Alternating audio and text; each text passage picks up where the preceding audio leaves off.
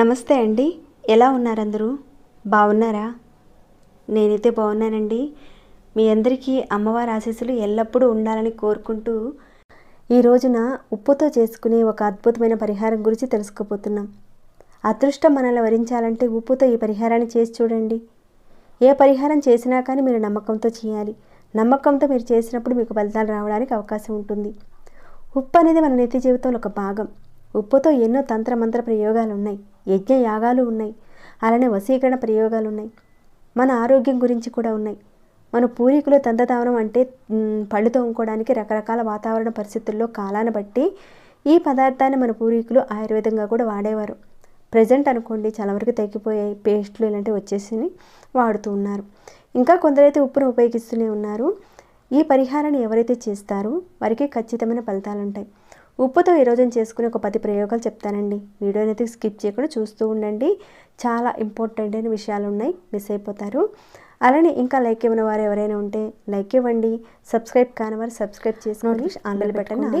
ప్రతిరోజు video notification రూపంలో వస్తుంది. ఇంతకుముందు కూడా చాలా చెప్పానండి. పూజ చేసుకునే పరిహారాల గురించి, ఉప్పుకున్న శక్తి సామర్థ్యాలను మనం పొందాలంటే మనం ఎంతగా సాధన చేస్తే అంతగా ఫలితాలను ఇస్తాయని. దీనిని ఒక విధంగా వాడాలి. ఇక్కడైతే మనకు కల్లుప్పు కావాలి. కొన్ని సందర్భాల్లో మనం పద్ధతిగా వాడినప్పుడు అద్భుతమైన ఫలితాలు పొందొచ్చు. ఇంతకీ ఈ పరిహారాన్ని ఎవరు చేయాలి, ఎందుకు చేయాలనేది చెప్తానండి. అత్యధికంగా ఇంట్లో సమస్యలు ఉన్నాయి, ఆర్థికపరమైన సమస్యలు ఉన్నాయి, ఏది చేసినా కలిసి రావడం లేదనే వారు ఈ ప్రయోగాన్ని చేసి చూడండి. ఖచ్చితంగా మార్పు కనపడుతుంది. అసలు కలిసి రాకపోవడానికి కారణం మన మీద ఉన్న నకారాత్మక శక్తి. మన మీద కానివ్వండి, మన ఇంట్లోనూ మన చుట్టూ ఉన్న ప్రకృతి మనకు సహాయం చేయనప్పుడు మనకి కలిసి రాదు. ఈ రోజున ఉప్పుతో చాలా తేలికైన ఒక పరిహారాన్ని తెలుసుకోబోతున్నాం. అలానే ఎవరైతే ఈ పరిహారాన్ని చేస్తున్నారో పొరపాటును కూడా ఎవరితో మాట్లాడకుండా చేయాలి. మాట్లాడుతూ కొంతమంది చేస్తారు, అలా చేయకండి. ఏ విధంగా చేయాలనేది చెప్తానండి. వీడియో అయితే కాస్త లెంతీగా ఉంటుంది, ఓపిక చేసుకొని చూడండి. మీకు దిష్టి తగిలింది, ఇంట్లో ఎక్కువగా దిష్టి తగులుతుంది, ఇంట్లో నెగిటివ్ ఎనర్జీ ఎక్కువగా ఉంది, చేస్తున్న పనులు కలిసి రావటం లేదు, పనుల్లో ఆటంకాలు వస్తున్నాయి అనేవారు ఈ పరిహారాన్ని చేయొచ్చు.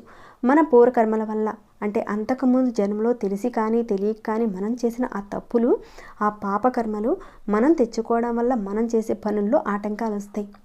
ఏ పని చేసినా పూర్తి కాకపోవడం, ఇక అక్కడి నుంచే మానసికంగా ఇబ్బందికి గురవడం, అన్నీ చేశాం కానీ కలిసి రావడం లేదనుకోవడం, ఇంకా వాళ్ళ మీద వీళ్ళ మీద తోసేయడం, వాళ్ళ వల్ల ఈ విధంగా జరిగిందనుకుంటారు.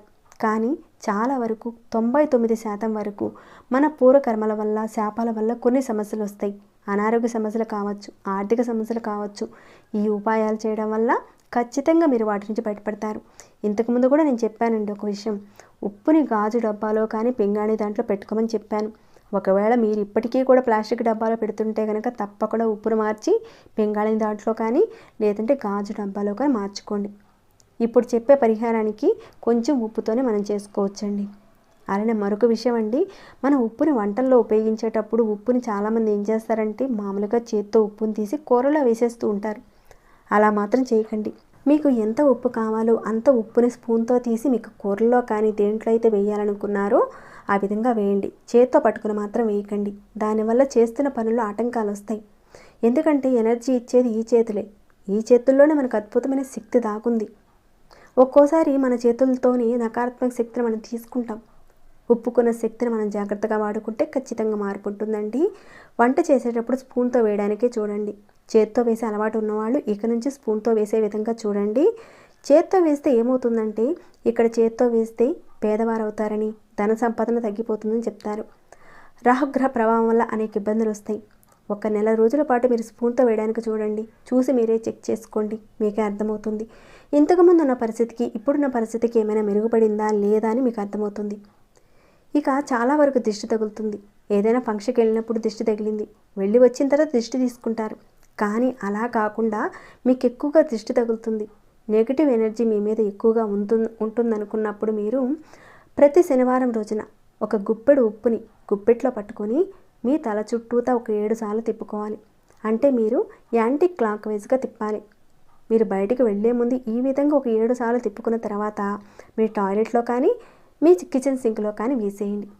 మీరు ఒక ముఖ్యమైన పని మీద వెళుతున్నారు, ఒక కార్యానికి సంబంధించి పెళ్ళికి సంబంధించి వెళుతున్నారు, మీరు ఏదైనా ఒక పెళ్ళికి వెళ్తున్నారు, అప్పుడు మీరు ఒక చిటికెడు ఉప్పు తీసుకొని, అదే మెత్తటి ఉప్పు అయినా పర్వాలేదండి, రాళ్ళ ఉప్పు అయినా పర్వాలేదు, తీసుకోండి.